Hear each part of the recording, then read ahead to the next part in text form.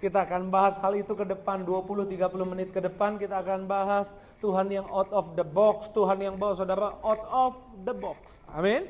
Siap diberkati firman Tuhan? Yuk sama-sama kita lihat firman Tuhan, kita baca Lukas 7. Kita baca ada 5 ayat, ayat 11 sampai ayat yang ke-15. Boleh siapkan Alkitabnya? Atau langsung lihat ke depan juga gak apa-apa. Lukas 7 ayat 11 sampai 15. Dimulai ayat yang ke-11. Yuk pelan-pelan kita baca. 2, 3. Kemudian Yesus pergi ke suatu kota yang bernama Nain. Murid-muridnya pergi bersama-sama dengan dia. Dan juga orang banyak menyertainya berbondong-bondong. Saya mengajak saudara untuk masuk ke adegan ini dan memperkirakan seperti apa suasananya.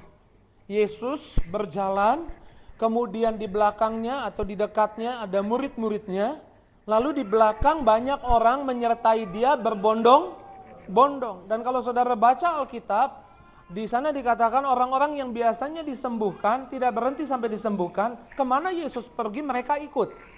Orang-orang yang dipulihkan, orang-orang yang dilepaskan dari roh jahat, kemana Yesus pergi mereka ikut. Karena mereka ingin semakin bertumbuh mungkin rohaninya, semakin ingin mengenal Tuhan lebih lagi. Jadi kemana Yesus pergi mereka ikut. Dan saya coba membayangkan suasananya, pasti di belakang itu ada sorak-sorai. Karena ada orang yang baru disembuhkan, yang baru dilepaskan, yang baru dibebaskan. Mungkin di belakang nyanyiannya, Tuhan baik. Tuhan dahsyat, Tuhan luar biasa, Dia yang bebaskan. Wah, nyanyian sorak-sorai, nyanyian sukacita. Yesus, murid Yesus dan orang banyak berbondong-bondong. Sedang jalan menuju kota Nain. Kemudian di ayat 12. Yuk. Setelah ia dekat pintu gerbang kota, ada orang mati. Diusung keluar, anak laki-laki, anak tunggal ibunya yang sudah janda. Dan banyak orang dari kota itu menyertai janda itu. Ada yang mati, anak tunggal dari seorang janda. Alkitab banyak menggambarkan tentang janda. Yesus bahkan kasih perumpamaan tentang janda dan hakim yang lalim. Janda gambaran orang yang gak berdaya, gak bisa berbuat lebih. Karena dia kehilangan suaminya mati. Suami di zaman itu biasa jadi pembela istri. Dia gak ada pembelanya, suaminya udah mati, gambaran janda. Biasanya ada yang memeliharanya, yang jadi tulang punggungnya, keluarga, itu suami. Tapi suaminya gak ada, itu seorang janda, gambarannya orang gak berdaya. Janda ini tapi masih punya harapan, karena ada satu anak tunggal, laki-laki.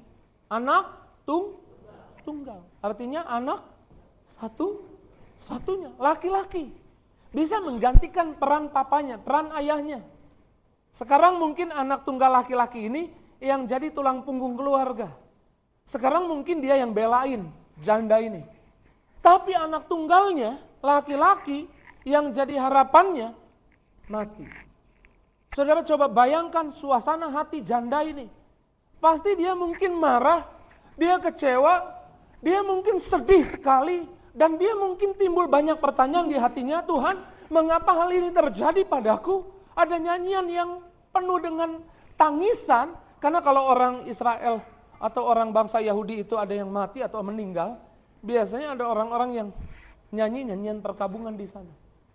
Jadi ada satu rombongan lagi selain rombongan Yesus, rombongan janda ini, yang penuh dengan kesedihan, yang penuh dengan amarah mungkin, kecewa, penuh dengan pertanyaan di hatinya, kenapa Tuhan izinkan hal ini?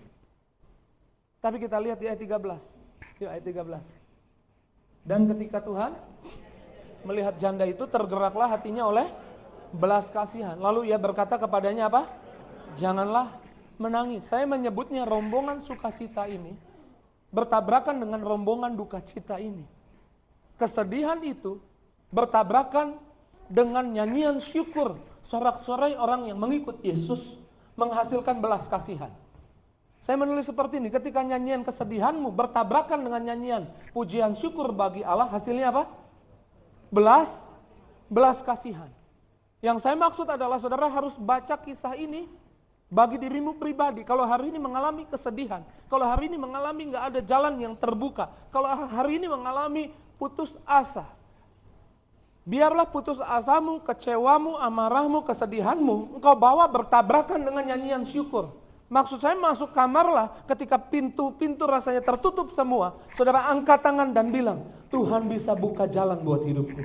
Aku memuji namamu, aku meninggikan namamu. Ketika engkau menghadapi sesuatu yang sulit, yang menimbulkan pertanyaan, kenapa Tuhan izinkan hal ini terjadi? Aku nggak ngerti. Mungkin kau kecewa, marah. Masuk kamar, angkat tangan, datang ke gereja, lalu nyanyi. Sebab Tuhan baik. Padahal dalam hati, kalau Tuhan baik, kenapa Tuhan izinkan hal ini? Tapi biarkanlah apa yang kau rasa kesedihan itu bertabrakan dengan nyanyian syukur, menghasilkan belas kasihan Allah. Amin. Kita punya imam besar agung. Ibrani pada pasal yang keempat ayat 15 dikatakan seperti ini. Kita punya imam besar agung. Imam itu yang mewakili kita dengan Allah. Yang menceritakan kisah kita kepada Allah. Imam besar agung. Namanya siapa? Yesus. Imam besar agung kita, kabar baiknya. Bukan imam besar yang tidak pernah merasakan apa yang saudara rasakan selama hidup di bumi ini. Yesus merasakan apa yang bisa kita rasakan juga. Karena ketika Maria menangis adiknya Lazarus yang dia kasihi meninggal atau mati, Yesus ikut menangis karena Yesus pun mengasihi Lazarus. Ketika di Taman Getsemani, Yesus tahu bagaimana rasanya putus asa. Di Taman Getsemani dia doa, Tuhan kalau boleh cawan ini berlalu. Dan dia ketika doa dalam keadaan yang takut, dia tahu bagaimana rasanya takut. Seperti mungkin ada di antara kita yang lagi takut hari ini. Imam besar kita pernah merasa tahu rasanya takut seperti apa. Alkitab bilang bahkan sampai dia keringatnya seperti peluh darah. Ini stres tingkat tinggi kalau di ilmu kedokteran. Ini saking stres, saking takutnya. Pembuluh darah pecah. Sehingga keluar keringatnya seperti gumpalan-gumpalan darah. Ketakutan. Dan Yesus bilang seperti ini, mau mati aku rasanya. Lalu kemudian di ayat 16, ada ajakan, marilah kita dengan berani. Gak ada di slide saya, tapi kalau saudara membaca di Ibrani 4 ayat 16 dikatakan, marilah masuk dengan berani ke tahta kasih karunia. Tahtanya disebut tahta kasih karunia. Jadi tahtanya disebut tahta kasih karunia, bukan tahta yang menolak saudara. Siapapun boleh datang kepada Tuhan. Lalu dikatakan apa di sana? Untuk kita mendapatkan rahmat, belas kasihan. Waktu saudara nyanyi memuji Tuhan, saudara mendekat kepada Tuhan, masuk ke hadirat Tuhan, saudara dapat belas kasihan, dapat rahmatnya, dan menerima pertolongan kita pada waktunya. Tuhan mau saudara buat kesedihan, ketakutan, kecemasan, putus asamu bertabrakan dengan nyanyian pujian dan kau menerima belas kasihannya Allah. Lalu apa yang terjadi dengan anak ini? Yuk kita lihat di ayat 14 dikatakan apa di sana? Oke, pelan-pelan mana ayat 14? Yuk kita baca sama-sama. 2, 3 sambil menghampiri usungan itu, ia stop sampai di situ. Ia ngapain? Menyentuhnya. Usungan itu apa sih? Ya peti matinya anak muda ini yang lagi dibawa. Dan Yesus menyentuh apanya? Usungannya. Karena khotbah saya judulnya out of the box. Jadi saya sebut anak itu ada dalam box. Peti mati. Waktu saya cari definisi box yang menarik dari bahasa Indonesia ataupun bahasa Inggris, menerjemahkan box adalah kotak tempat penyimpanan yang kecil. Entah mengapa ada kata yang kecil, kan ada box yang besar juga. Tapi definisinya begitu, kotak penyimpanan yang kecil yang memiliki penutup. Itu definisi box. Artinya tempat itu kecil, tempat itu sempit. Tempat itu buat kita nggak bisa bergerak. Lama-lama kita ada di kotak itu, di tempat itu, kita bisa mati. Impian kita bisa mati, harapan kita bisa mati. Dan anak tunggal janda ini yang mati diletakkan di box itu. Dan Yesus menyentuh box itu. Hari-hari ini saudara perlu tahu, pekerjaan iblis adalah memasukkan orang Kristen ke dalam sebuah box Sehingga merasa sempit, terbatas, tidak bisa kemana-mana. Dan kalau ada dalam box itu, menyebabkan saudara nggak akan lihat impianmu mati. Janji Tuhan yang harusnya kamu lihat bisa mati juga nggak kelihatan di hidupmu. Saya mencatat ada berapa box yang iblis seringkali taruh di kehidupan orang percaya. Seringkali boxnya namanya kegagalan dan rasa takut. Kegagalan dan apa? Rasa takut, rasa tidak layak. Kemarin udah gagal, 3 kali usaha, 3 kalinya mulai usaha, 3 kalinya gagal. Doa minta sama Tuhan, Tuhan kasih saya pekerjaan supaya saya bisa kerja. Malah Tuhan kasih berkat, dapat modal lagi. Di hati terpikir kayaknya Tuhan mau saya coba usaha lagi. Tapi iblis akan buat saudara masuk ke dalam box dan bilang, jangan lupa kemarin udah 3 kali kamu gagal usaha. Sehingga kamu ada dalam box itu, dan rasanya box itu sempit, membuat kamu jadi terbatas, ruang geraknya terbatas, nggak bisa kemana-mana.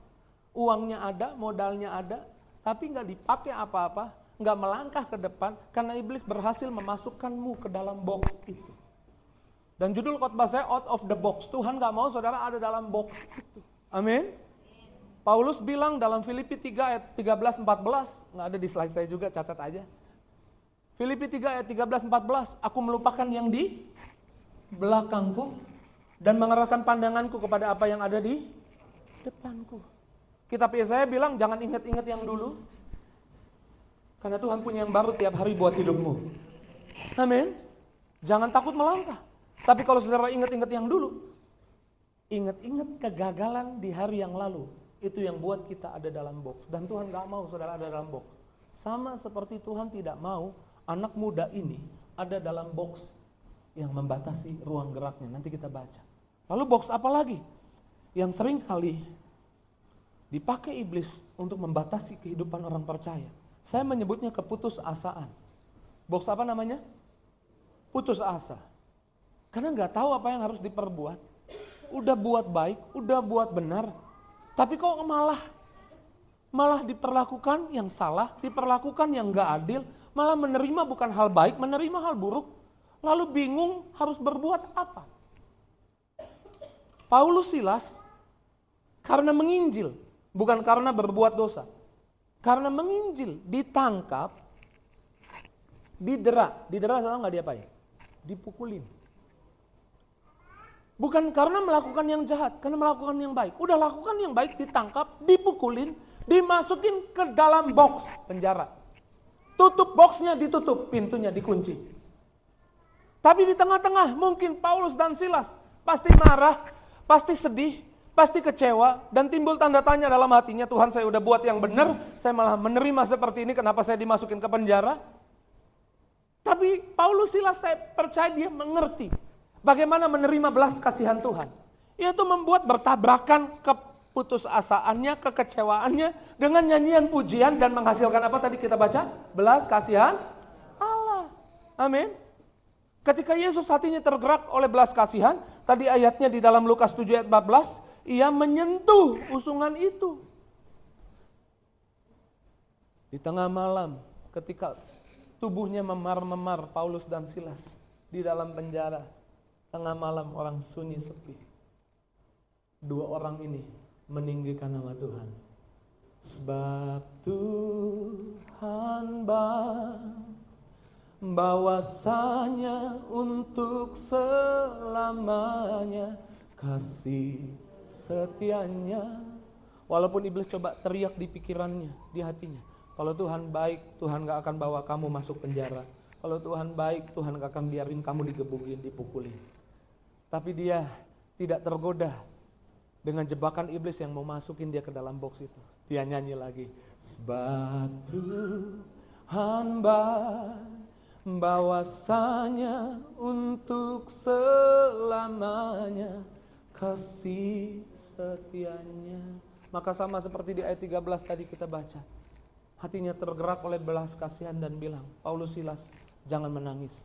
Ia menyentuh box itu, ia menyentuh usungan itu.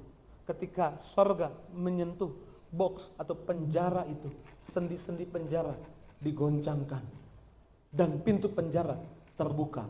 Paulus dan Silas dibebaskan. Amin. Kadang-kadang ada box yang iblis coba mau masukin. Saudara perlu mengerti bagaimana cara keluarnya. Kadang boxnya bukan seperti itu. Boxnya adalah ketika kita menganggap bahwa kita kalah ketika berhadapan dengan dosa tertentu. Bahwa kita lemahnya pada dosa tertentu. Karena iblis coba meyakinkan bahwa ada pencobaan di mana kamu gak akan pernah menang lawan pencobaan itu. Padahal itu kabar dusta supaya saudara ada dalam box keterbatasan, gak bisa melangkah lebih jauh. Ngerti sampai di titik ini?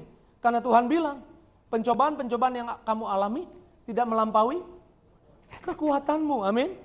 Pada waktu kamu dicobai, Allah menyediakan apa? Jalan keluar. Supaya apa? Kamu dapat menanggungnya. Amin.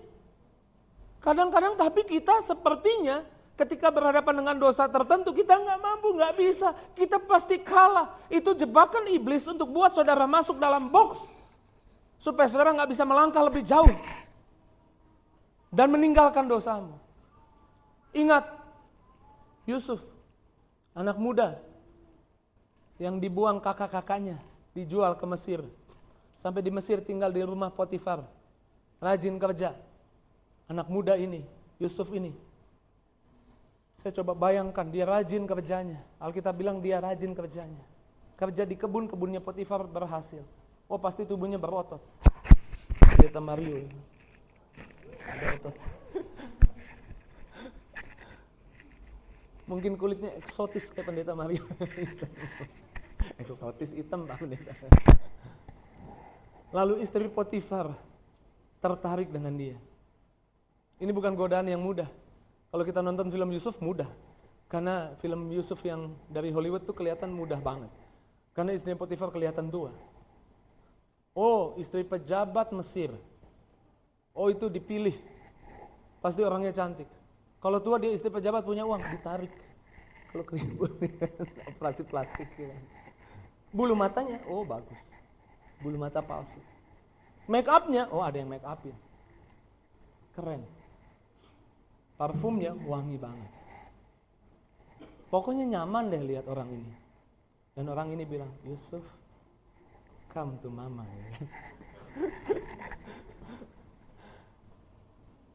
Lalu Yusuf mengerti dosa, coba membuat dia masuk dalam box.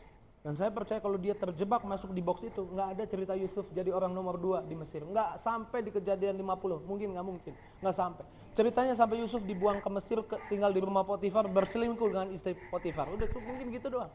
Tapi Yusuf di tengah rasanya nggak berdaya, ngapain dia?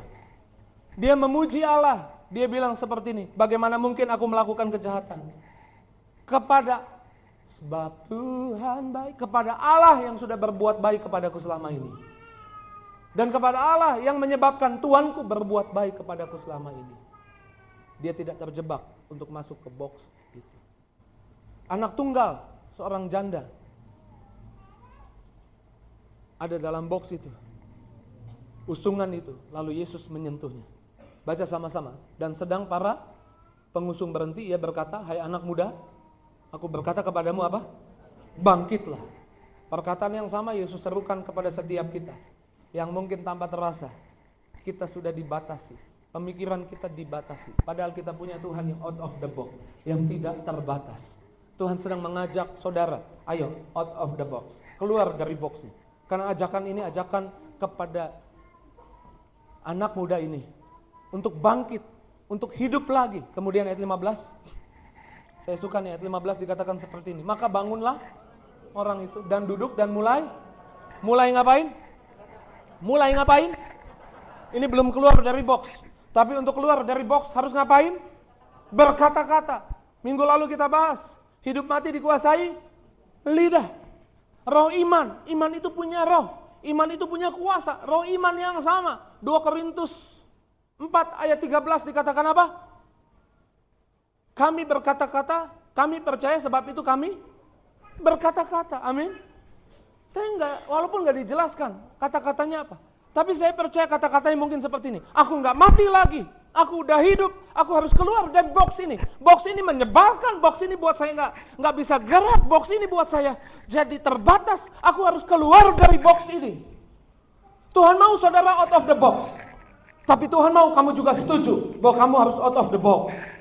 Keluar dari box masa lalumu. Keluar dari box putus asa.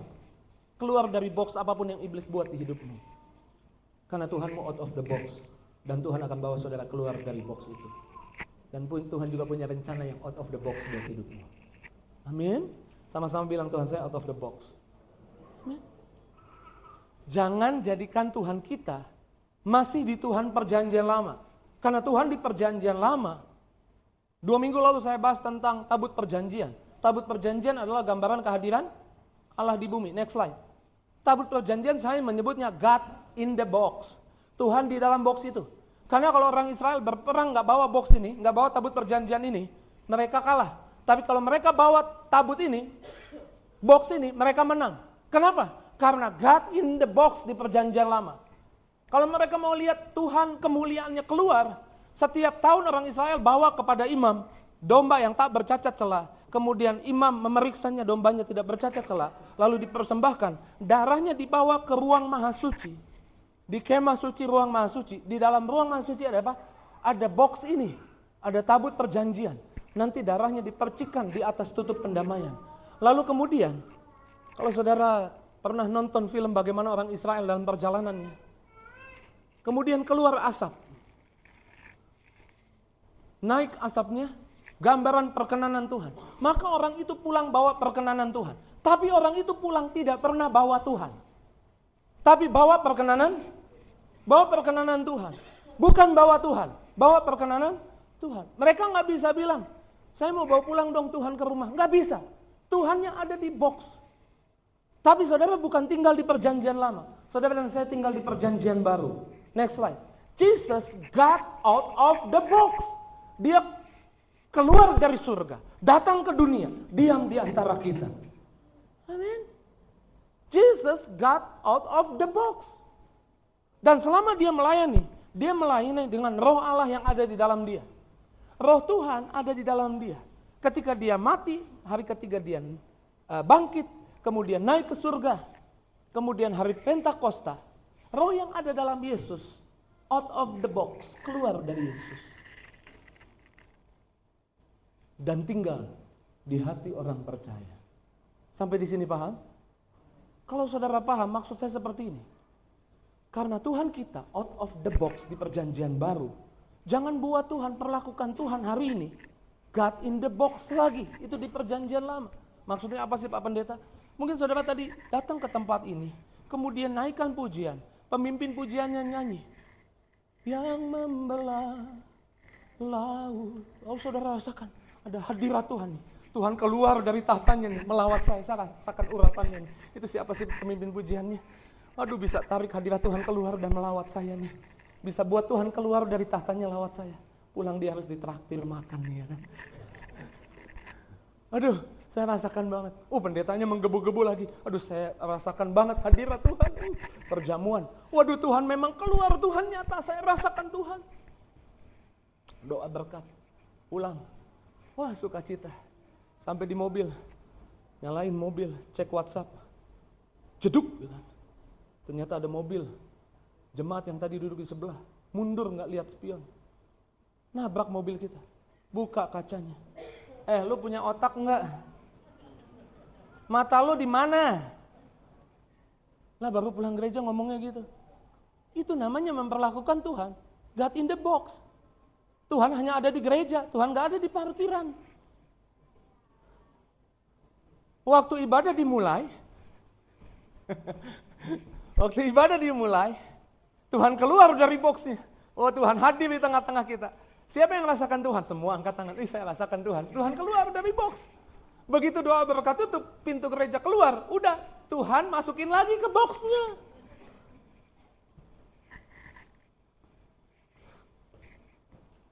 Saudara harus tahu Tuhanmu out of the box. Amin. Jangan berpikir bahwa Tuhanmu hanya ada di saat teduh. Keluar waktu saat teduh. Di pagi hari. Lalu di meja kantor, gak ada Tuhan. Sehingga saudara disuruh beli aqua harganya 10.000 di markup jadi 15.000. Karena Tuhan gak ada di meja kantor. Tuhan ada tadi saat teduh pagi. Tapi dia udah masuk lagi ke boxnya. Dan Tuhan gak ada di meja kantor saya. Saudara lagi masuk di box buatan iblis. Jebakannya iblis seolah-olah Tuhan gak ada di mana engkau berada. Saya mau bilang ketika engkau jatuh Tuhan ada bersamamu. Bahkan ketika engkau salah Tuhan ada bersamamu. Hanya seringkali engkau tidak merasakan Tuhan ada bersamamu. Hanya seringkali engkau berpikir Tuhan hanya ada di gereja, Tuhan hanya ada di jam saat teduh, ketika engkau perjamuan. Saya mau bilang sebagai hamba Tuhan, our God, Jesus, God out of the box. Dia sudah keluar dari surga. Rohnya sudah keluar dari Yesus dan tinggal di rumahnya. Rumahnya siapa? Yaitu tubuhmu, tubuhmu bait Allah. Roh Allah tinggal di dalam kamu. Kalau kamu ngerti ini, bahwa ada Tuhan di hidupmu, maka tindakanmu akan out of the box. Perasaanmu akan out of the box. Amin. Yang kamu lakukan juga akan out of the box. Engkau disakiti sama orang. Engkau difitnah, dikatain yang buruk sama orang. Sempat kaget sejenak. Karena yang jelekin mungkin teman baikmu. Yang fitnah mungkin teman baikmu. Sempat kaget sejenak. Tapi engkau sadar, pikiranmu out of the box. Tuhan ada di hidupku, aku gak boleh balas. Ada Tuhan di hidupku. Tadinya kesal, jadi damai sejahtera. Ada Tuhan di hidupmu. Tadinya mau marah, jadi doain. Perasaanmu jadi out of the box. Karena kamu tahu Tuhanmu out of the box. Dan sudah tinggal di hidupmu. Tidak hanya tinggal di surga, tapi tinggal di dalam hidupmu. Amin. Tindakanmu jadi out of the box. Di meja kantor harusnya bisa mark up. Tapi gak mark up, gak ada yang lihat. CCTV juga lagi rusak. Gak ada yang lihat. Tapi tindakanmu jadi out of the box. Karena saudara tahu Tuhanmu udah keluar dari tahtanya dan tinggal di dalam dirimu. Dia out of the box dan bawa kamu juga out of the box. Tidak tinggal dalam hidup yang lama, tinggal dalam hidup yang baru. Dan diberkati firman Tuhan, boleh tepuk tangan yang dahsyat dan luar biasa. Our God is out of the box. Sama-sama bilang Yesus saya out of the box. Sama-sama bilang Roh Kudus ada dalam saya. Kalau saudara ngerti ini, pola pikirmu out of the box. Kamu gak bisa dibatasi, kamu gak terbatas. Bahkan orang Farisi ya, coba buat Yesus masuk dalam box. Padahal dia God out of the box. Dia udah tinggalkan surga diam di antara kita. Dia mau tunjukin bagaimana karakternya Allah kepada orang-orang di dunia. Yesus itu memang out of the box. Orang-orang gak pernah mampir di rumah orang berdosa. Yesus tokoh terkenal buat banyak mujizat. Tapi Alkitab bilang dia senang duduk di antara orang berdosa. Dia bukan senang berbuat dosa. Dia mengasihi orang berdosa. Dia mau orang berdosa tidak tinggal dalam dosanya. Supaya tinggalkan dosanya. Pergaulan yang buruk merusak kebiasaan yang baik. Dia mau bergaul dengan orang-orang yang punya hal buruk. Kalau dia bergaul dengan Yesus yang baik. Pergaulan yang baik merusak kebiasaan yang buruk. Amin. Jesus out of the box. Tapi orang Farisi dan ahli Taurat mau masukin Yesus ke box lagi. Dengan cara apa? Dengan cara mencobai Yesus. Karena Yesus banyak ngajar tentang kasih. Dan mereka mencoba melempar wanita ke tangkap berjinah di depan Yesus. Sebelum Yohanes 8, kisah ini ada di Yohanes 8. Sebelum Yohanes 8, mungkin sebelum-sebelumnya ada juga wanita ketangkap berjinah. Ceritanya akan seperti apa? Menurut hukum Musa, seperti apa? Dilempar, orang ambil batu, dirajam batu, ceritanya akan seperti apa? Wanita ini gimana? Mati. Tapi dilempar di hadapan Yesus. Dikasih pertanyaan di hadapan Yesus. Yesus out of the box. Tuhan punya narasi out of the box. Tuhan punya ujung cerita out of the box. Berapa banyak Pak? 100 out of the box? 1000? 1.000.000? 1 triliun? 1 miliar? Jauh lebih banyak tidak terhingga. Tuhan kita punya ujung cerita out of the box. Karena ketika wanita itu dilempar ke hadapan Yesus, jawaban Yesus seperti apa? Yesus jawabnya out of the box. Dan kalau orang-orang yang biasa nonton atau hadir di situ kalau ada wanita ketangkap berzina, sebelum kejadian Yohanes 8, biasanya wanita itu akan dilempar batu, mati. Tapi hari itu karena ada Yesus, alur ceritanya jadi out of the box. Lebih keren dari film Hollywood. Kalau saudara lihat biasanya ada wanita ketangkap berzina, orang ambil batu, lempar. Tapi kalau baca di Yohanes 8, mereka udah siap pegang batu. Karena mereka tahu wanita berzina akan dilempar batu, mereka udah siap pegang batu. Tapi Yesus bilang begini, yang belum pernah berbuat dosa, silahkan lempar duluan. Saya percaya orang Farisi sama ahli Taurat,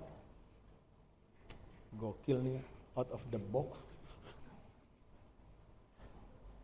Ini di luar dugaan nih. Dan tontonannya jadi out of the box. Biasanya orang nggak pegang batu, ambil batu, lempar. Sekarang udah pegang batu, yang tua taruh batunya dan pergi. Out of the box gak? Hah? Makanya jangan pernah putus asa, jangan pernah sedih, jangan pernah kecewa ketika jalan tertutup, ketika menghadapi tantangan, menghadapi cobaan, karena Tuhanmu out of the box untuk kasih jalan keluar buat hidupmu. Percaya bilang amin. Amin. Lalu yang muda ikut tinggalin. Kenapa yang tua duluan ya? Yang tua nyadar, iya, banyak dosa. Lebih banyak dari anak muda mungkin. Yang muda ikut. Ini out of the box lagi nih. Di perjanjian lama orang ketemu Tuhan mati.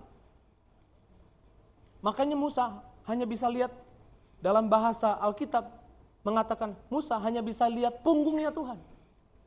Padahal Musa udah hidup yang baik, yang suci. Kalau berhadapan muka bisa mati. Makanya lihat punggungnya doang. Tapi ini orang berdosa. Ini wanita berzina yang jelas-jelas salah. Berhadapan dengan Tuhan. Out of the box. Tuhan bilang gini, aku pun tidak menghukum kamu, pergilah dan jangan berbuat dosa lagi. Saya jelaskan supaya saudara nggak salah nangkep khotbah saya. Biografinya Maria Magdalena. Teman saya beli bukunya, Pendeta Alex Simanjuntak di Gramedia. Saudara mau dapatkan cerita Maria Magdalena, beli di Gramedia. Saya nggak di endorse. Tapi kalau ada orang Gramedia mau endorse boleh. Maria Magdalena itu orang baik, punya suami baik juga. Tapi satu hari dia kaget, dia shock, karena dia pulang ke rumah, suaminya sedang selingkuh dan ketangkap berzina sama wanita lain di depan matanya. Dia kaget, dia marah, dia kecewa, dan dia pingin balas dendam sama apa yang dilakukan oleh suaminya. Iblis mau masukin Maria Magdalena yang baik ini ke sebuah box yang namanya sakit hati, marah, dan balas dendam. Akhirnya dia pikirkan bagaimana balas dendam. Dia gak mau balas dendam sama orang-orang biasa, selingkuh sama orang biasa, karena nanti suaminya bisa ancam. Dia mau cari selingkuhan petinggi-petinggi atau pejabat-pejabat Romawi saat itu. Dan dia berhasil selingkuh sama pejabat Romawi saat itu. Sehingga suaminya gak bisa buat apa-apa.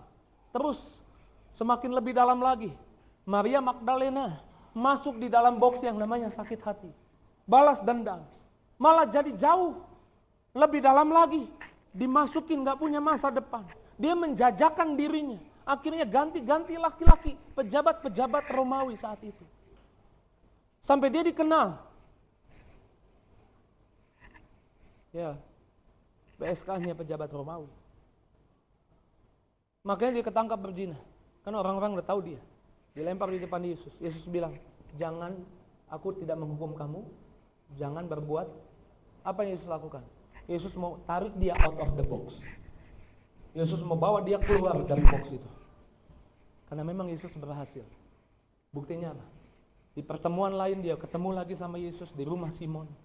Waktu Yesus ada di rumah Simon, dia datang ke rumah Simon, dia bawa box. Ya, coba next slide. Slide berikutnya, Yohanes 12 ayat 3. Maka Maria mengambil setengah kati minyak narwastu murni yang mahal harganya. Seberapa mahal? Ayat 5, 300 dinar harganya.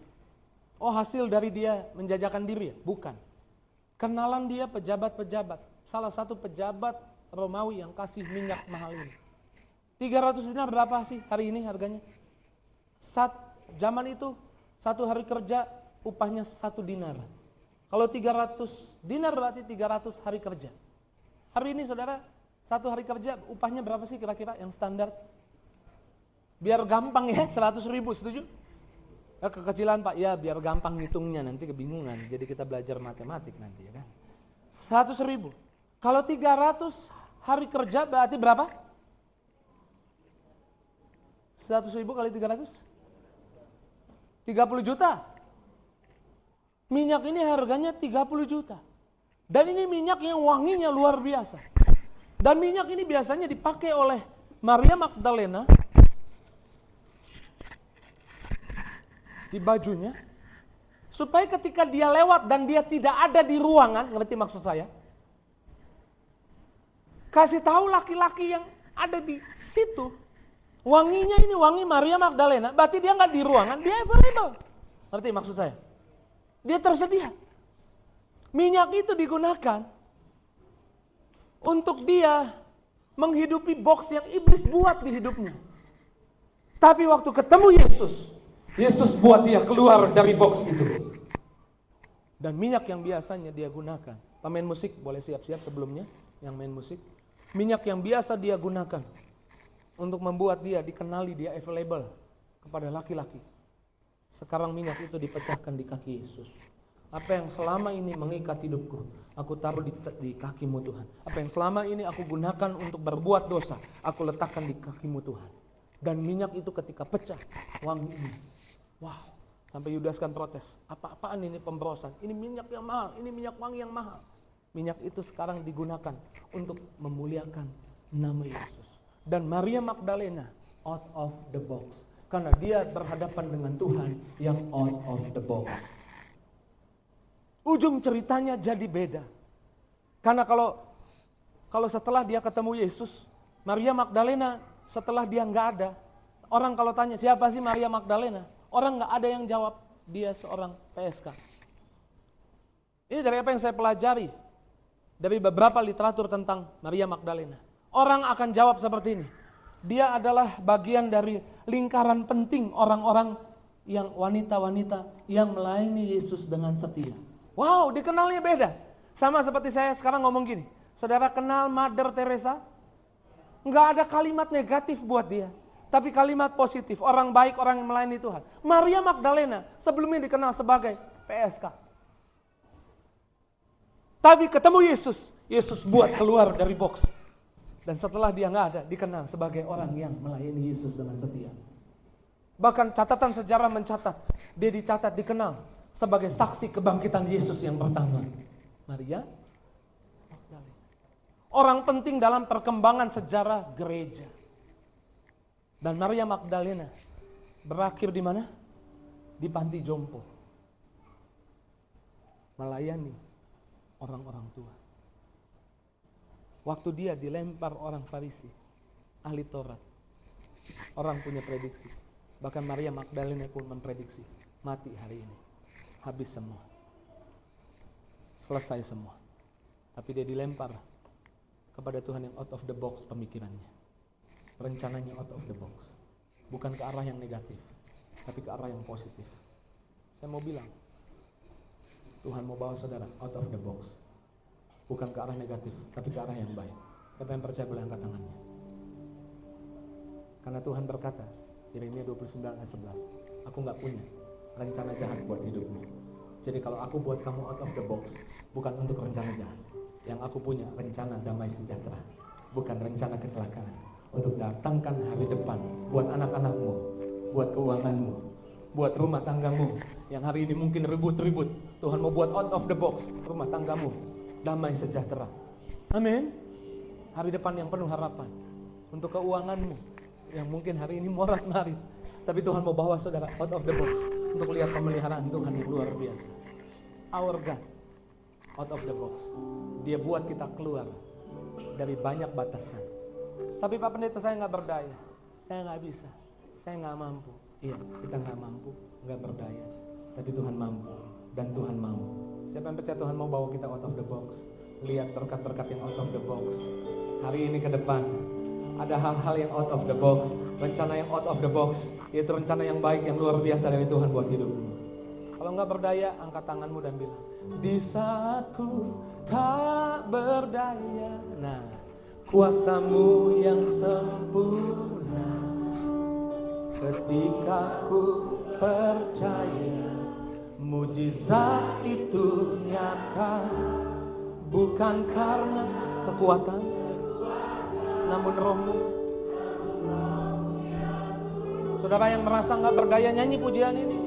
Buat kesedihan ketidakberdayaanmu bertabrakan dengan pujian dan menghasilkan belas kasihan. Katakan, di saat ku tak berdaya, kuasamu